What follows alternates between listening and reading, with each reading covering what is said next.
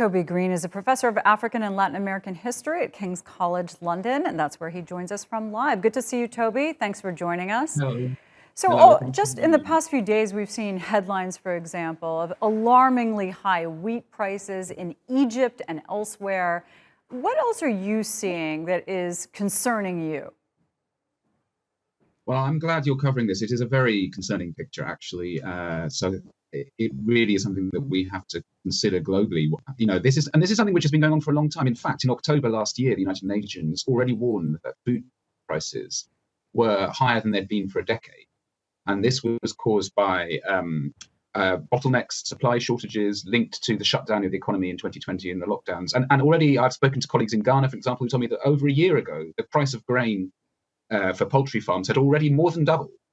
So when people talk about a 30% increase, you know, this is on top of enormous increases which had already taken place and were already causing huge problems of hunger, even in, you know, not in areas of drought, famine, and conflict, in ordinary areas of West Africa, as your report is covering.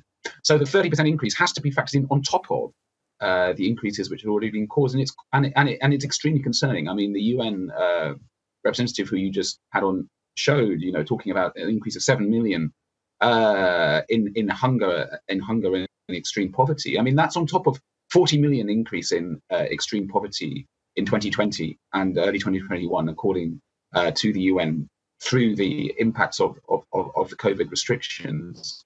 And we have to remember that the World Health Organization itself estimates that 45% of all deaths of children under the age of 5 are caused by malnutrition. So this is having an enormous impact on, as we saw from your report, on lives and livelihoods in areas such as the Horn of Africa, which is as the UNICEF representative mentioned, you know, an area of climatic problems, instability, drought, and also conflict, but also in areas where that isn't a factor.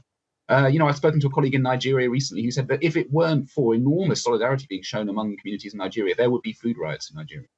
So it really is a crisis situation.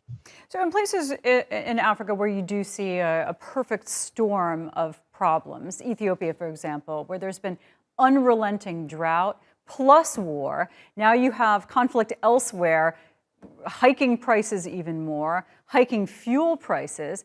Is the only solution more humanitarian aid?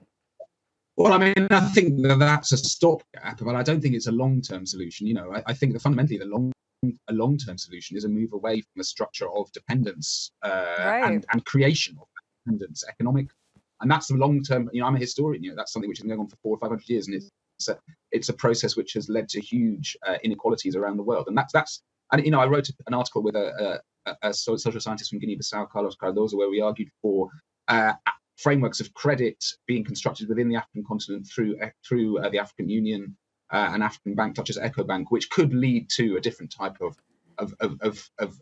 economic situation and more positive outcomes. But so, you know, humanitarian aid is great, of course, in situations where it's required, but it is a stopgap for a more fundamental issue. Sure. All right, Toby, good points. Great to have your insight on this. Thank you.